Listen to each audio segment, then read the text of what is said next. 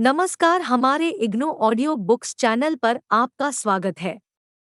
इंदिरा गांधी राष्ट्रीय मुक्त विश्वविद्यालय सतत शिक्षा विद्यालय प्रमाण पत्र कार्यक्रम खाद्य और पोषण में प्रमाण पत्र CFN 2 आपका भोजन और उसका उपयोग।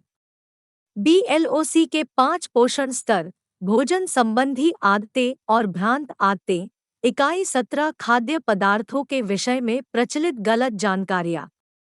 इस इकाई में खाद्य पदार्थों के संबंध में प्रचलित गलत जानकारियों, उनके स्रोतों और सच्चाई जानने के उपायों की चर्चा की गई है। 17.0 उद्देश्य। इस इकाई को पढ़ने के बाद आप टाइम्स खाद्य पदार्थ के संबंध में प्रचलित कुछ गलत जानकारियों की पहचान कर सकेंगे। टाइम्स निर्माताओं द्वारा गलत ढंग से खाद्य पदार्थों को तैयार करने के बारे में जानेंगे। टाइम्स वजन घटाने वाले आहार संबंधी भ्रांत दावों के प्रति सजग होंगे और टाइम्स खाद्य पदार्थों से संबंधित गलत सूचनाओं के प्रति जागरूक रहेंगे। 17। एक प्रस्तावना। आप भली भांति जानते हैं कि खाद्य पदार्थ आपके दैनिक जीवन का एक अनिवार्य अंग है। आप अपने समय और अपनी आय का अच्छा खासा अंश खाद्य पदार्थों के चयन और खरीद पर व्यय करते हैं। खाद्य पदार्थों के चयन के संबंध में आहार संबंधी आदतों के अतिरिक्त आप खाद्य पदार्थों और खाद्य उत्पादों के संबंध में प्रचलित गलत धारणाओं से भी प्रभावित होते हैं। इस प्रकार की कुछ धारणाएं आपके मन में गहरी बैठ जाती हैं।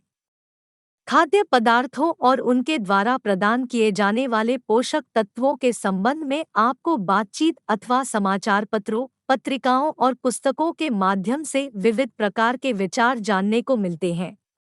खाद्य पदार्थों तथा पेय पदार्थों के विषय में आप विज्ञापन भी सुनते और देखते हैं।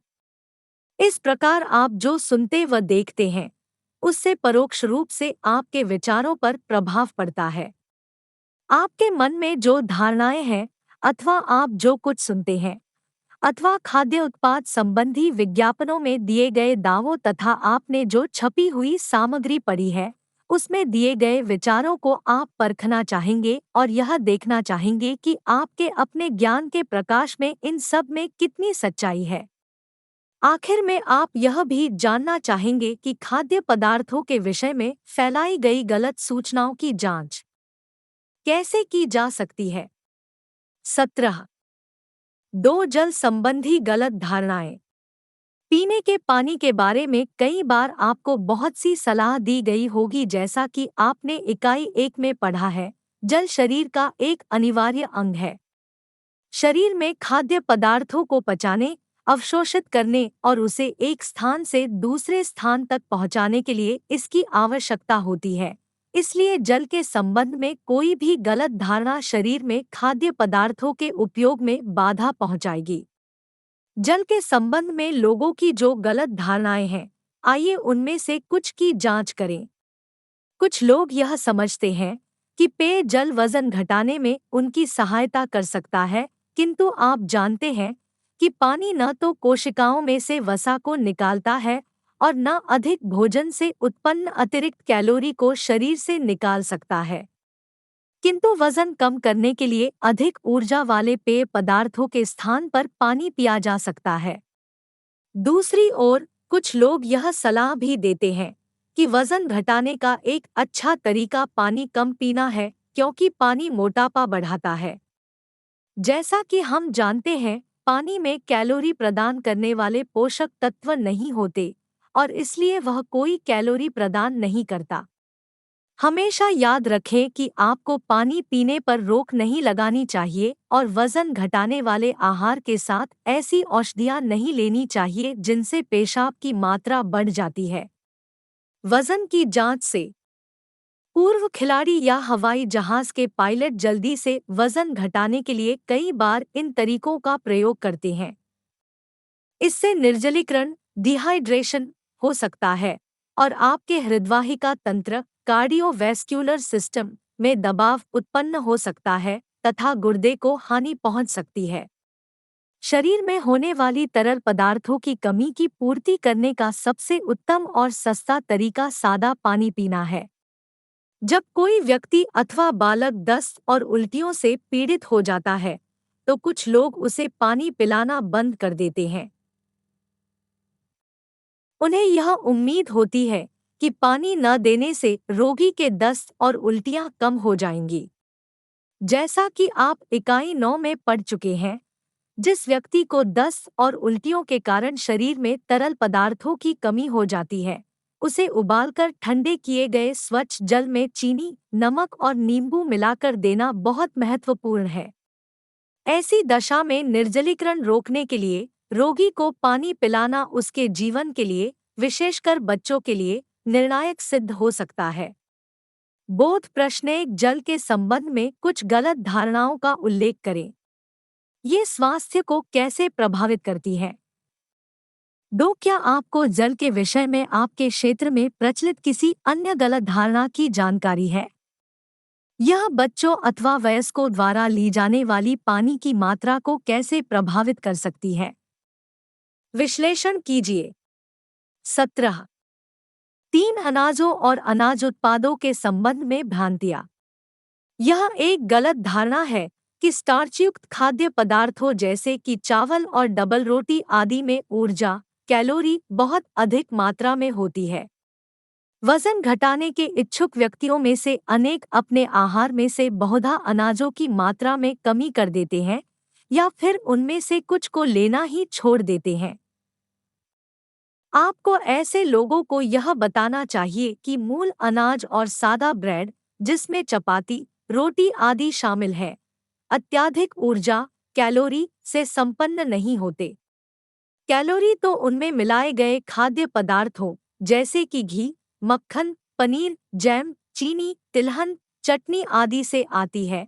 इसलिए ऐसे लोगों को डबल रोटी और अनाजों का त्याग न करके उच्च कैलोरीयुक्त अन्य खाद्य पदार्थों का त्याग करना चाहिए। एक अन्य गलत धारणा यह है कि यदि आप अपना वजन घटाना चाहते हैं, तो चावल मत खाइए, लेकिन आप चपाती और डबल रोटी जितनी चाहे खा सकते हैं। जैसा कि आप जानते हैं, चावल और गेहूं दोनों में लगभग एक बराबर ही ऊर्जा, कैलोरी होती है। वास्तव में इसके लिए किसी विशेष खाद्य पदार्थ से हो कैलोरी कम करने की नहीं, अपितु पूरे भोजन से मिलने वाली कैलोरी की मात्रा कम करनी चाहिए। आपने देखा होगा कि बहुत से लोग कैलोरी की मात्रा कम करने के लिए चाय कॉफी में चीनी की तो कमी करते हैं, लेकिन चाय या कॉफी के साथ बिस्कुट, केक या ऐसे अन्य अल्पाहारों को नहीं त्यागते।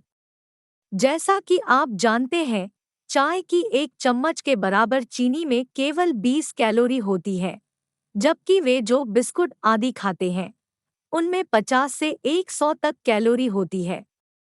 इस प्रकार अंततः छोड़ी गई चीनी की तुलना में उन्हें 2 से 5 गुना अधिक कैलोरी प्राप्त हो जाती है। बोध प्रश्न 3, कुछ लोगों में अनाज संबंधी व्यापजिन भ्रांतियों का ऊपर वर्णन किया गया है। क्या आपको पहले से उनके विषय में जानकारी थी? हाँ या नहीं में उत्तर दीजिए। 4 अनाज के संबंध में पाई जाने वाली किन्हीं 2 भ्रांतियों का उल्लेख कीजिए। 5 अनाजों के संबंध में आपके क्षेत्र में कौन-कौन सी भ्रांतियां प्रचलित हैं? यह भी बताइए कि ये लोगों के द्वारा ली जाने वाली अनाज की मात्रा को कैसे प्रभावित करती है। 6 निम्नलिखित कथन सही है या गलत? वी अथवा एक्स चिन्ह लगाकर स्पष्ट कीजिए। क, दस्त से पीड़ित होने पर पानी अधिक पीना चाहिए। ख, चावल और रोटी, डबल रोटी उच्च कैलोरी वाले खाद्य पदार्थ है। ग, खाद्य उत्पादों की बिक्री को बढ़ाने के लिए विज्ञापनों में किए गए दावे पौष्टिकता संबंधी सूचनाओं के विश्वसनीय स्रोत है। 17। 4 तेलों और वसा के संबंध में भ्रांत धारणाएं। आपने ध्यान दिया होगा कि वनस्पति तेलों के निर्माता अनेक प्रकार के दावे करते हैं। वे आपके इस भय का कि कहीं हृदय रोग न हो जाए लाभ उठाना चाहते हैं। कुछ दावे से यह कहते हैं कि आपको एक विशेष वनस्पति तेल को इस्तेमाल कर ये क्योंकि इसमें बहुसंतृप्तवसीय अम्लों, पॉलीअनसैचुरेटेड फैटी एसिड की उच्च मात्रा होती है, तथा कोलेस्ट्रॉल नहीं होता और हृदय रोगियों के लिए यह लाभकर होता है।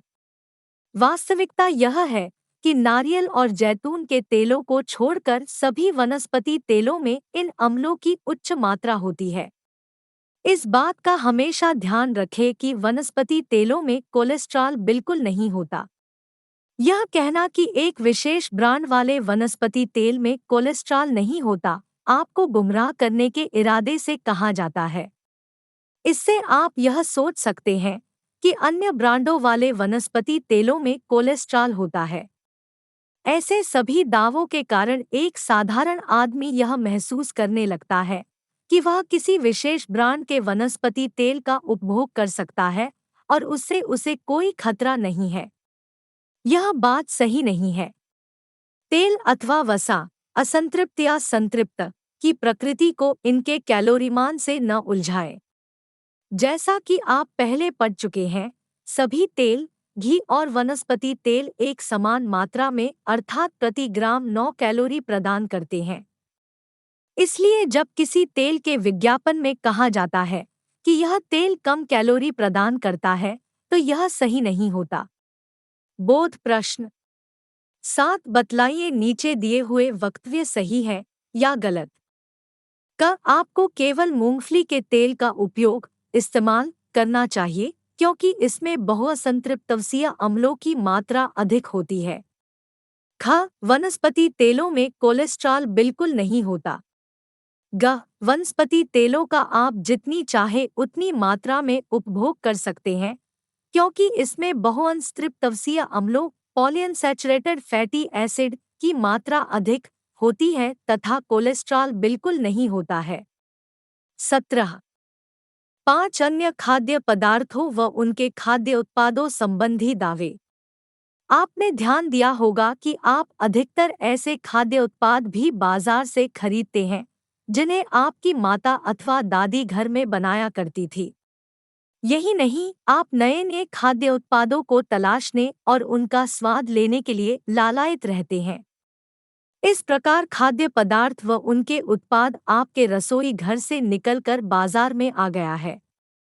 आप देखेंगे कि इस परिवर्तन के कारण विभिन्न जनसंचार माध्यमों में खाद्य विज्ञापनों का बहुत बड़ा हिस्सा होता है। अब आप यह जान गए हैं कि निर्माताओं का मुख्य उद्देश्य अपनी बिक्री बढ़ाना और लाभ कमाना है, न कि स्वास्थ्य का ध्यान रखना, क्योंकि उपभोक्ता अपने स्वास्थ्य के प्रति सजग है। इसलिए उत्पादनकर्ता अपना उत्पाद बेचने के लिए विज्ञापनों का प्रयोग करते हैं।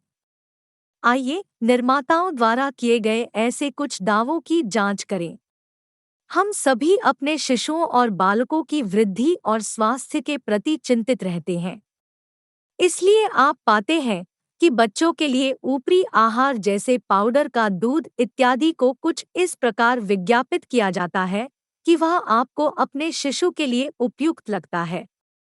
डॉक्टर इसकी सिफारिश करते हैं या इसे वृद्धि के लिए आवश्यक बताया जाता है।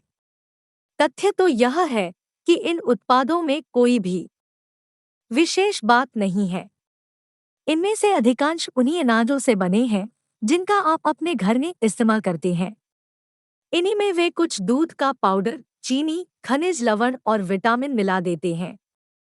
जैसा कि आप इकाई 9 में पढ़ चुके हैं, आपका शिशु यह सब और इससे भी अधिक पोषण उन खाद्य पदार्थों से प्राप्त कर सकता है जो आप घर में बनाते हैं, जैसे कि अनाज, दाल, दही, दूध, सब्जियां और फल। इस पर आपको बाजार के खाद्य पदार्थों की तुलना में बहुत कम खर्च करना पड़ता है।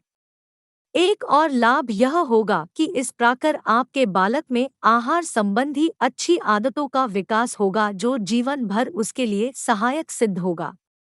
बिक्री बढ़ाने के लिए अनेक विज्ञापनों में बढ़ा-चढ़ाकर दावे किए जाते हैं।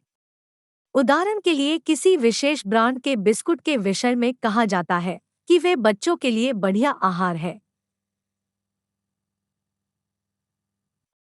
वस्तुतः बिस्कुट ज्यादातर मैदे से बनते हैं, जिसमें भिन्न मात्राओं में वसा और चीनी मिलाई जाती है। इस प्रकार बिस्कुट मुख्य रूप से कैलोरी ही प्रदान करते हैं। जब आप बच्चों को भोजन के स्थान पर बिस्कुट खाने को देते हैं, तो उसे केवल कैलोरी ही प्राप्त होती है। वे पोषक तत्व नहीं जो उसकी वृद्धि के लिए जरूरी होते हैं। सोडायुक्त पेय पदार्थों की विज्ञापनों के द्वारा बहुत अधिक वकालत की जाती है। जैसा कि आप पाठ्यक्रमी आप और आपका भोजन की इकाई 20 में पढ़ चुके हैं, इन पेय पदार्थों में केवल रंग, सुगंध व कुछ अम्ल होते हैं और ये केवल ऊर्जा प्रदान करते हैं। कुछ ऐसे भी हो सकते हैं जिनमें केवल विटामिन सी की कुछ मात्रा होती है, इसलिए इनका सेवन करना आवश्यक नहीं है।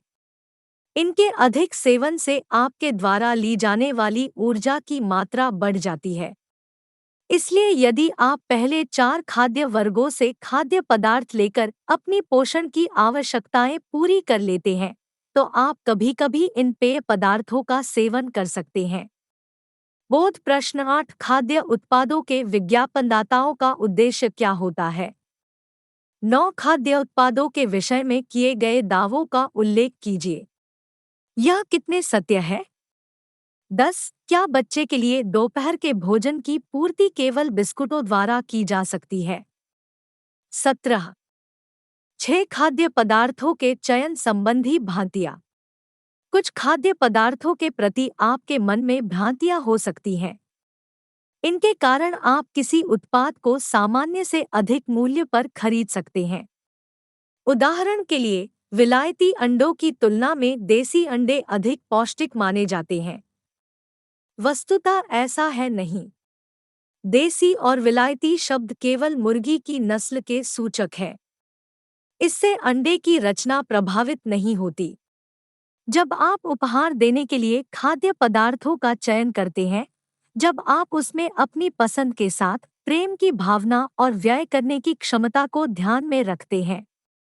आप मिठाई, चॉकलेट या फैंसी केक, पेस्ट्री के महंगे डिब्बे खरीदते हैं। आपने ऐसा देखा होगा कि ऊंची कीमत और अधिक कैलोरी का चोलीदामन का साथ है। इसका कारण है कि उच्च कैलोरी प्रदान करने वाले दोनों पदार्थ वसा और चीनी महंगे होते हैं। क्या आप यह नहीं सोचते कि ऐसा करके आप इन्हें पाने वालों के मन में, जो कि अधिकतर अच्छे होते हैं, उच्च कैलोरी युक्त खाद्य पदार्थों के प्रति लगाव पैदा करते हैं? क्या बच्चों के लिए वयस्कों के समान ही मौसमी फल आदर्श आहार नहीं हो सकते? शायद आप इस प्रस्ताव पर विचार करना चाहेंगे क्योंकि आहार संबंधी अच्छी आदतें विकसित करने में यह एक सकारात्मक कदम हो सकता है। माता-पिता होने के नाते आप अपने बच्चों को, विशेषतया 1 से 5 वर्ष तक के बच्चों को, ज्यादा दूध पिलाना चाहते होंगे। इससे उनके पेट में विकास के लिए अपेक्षित अन्य खाद्य पदार्थों के लिए जगह ही नहीं बचती और वे कुपोषण का शिकार हो जाते हैं। जैसा कि आप जानते हैं, दूध एक पोषक आहार है, परंतु शैशवावस्था के प्रथम 5 से 6 महीनों के बाद बढ़ते हुए बच्चे की सभी आवश्यकताओं की पूर्ति यह नहीं कर सकता। इसलिए पहली वर्षगांठ आते आते आपको शिशु को पारिवारिक भोजन की ओर मोड़ना चाहिए और उसे दूध केवल पेय के रूप में देना चाहिए। बोध प्रश्न 11 खाद्य पदार्थों के चयन के विषय में कुछ भ्रांतियों का उल्लेख कीजिए। 17.7 वजन में वृद्धि। तथ्य और भ्रांतियाँ। आपने देखा होगा कि हमारे समाज में वजन, व्यायाम, शरीर की सुडौलता और स्वास्थ्य के प्रति काफी जागरूकता है। उपयुक्त दिखने भर के लिए लोग पैसा खर्च करने को तत्पर रहते हैं।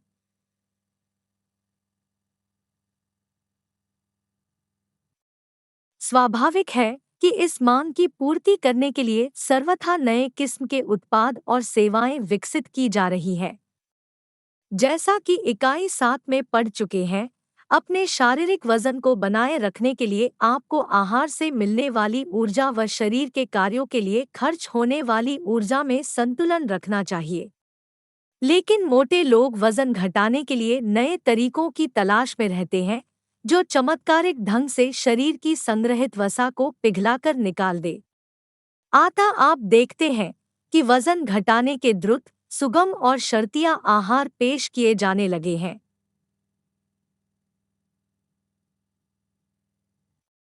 इस विषय की अप्रिय सच्चाइयों जैसे कि आहार और भोजन पद्धति में परिवर्तन, व्यायाम और प्रबल आत्मशक्ति की आवश्यकता की अपेक्षा की जाती है।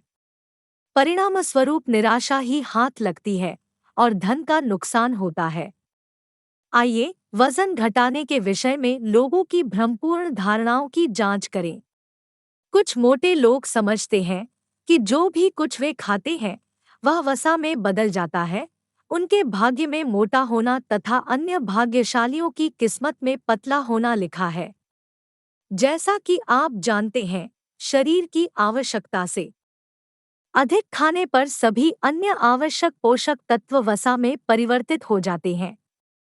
आप देखते हैं कि मोटे लोग सदैव अधिक कैलोरी वाले अल्पाहार व पेय पीने की इच्छा रखते हैं, चाहे वे रेलों या बसों में यात्रा कर रहे हों या फिर टीवी देख रहे हों या ताश खेल रहे हों।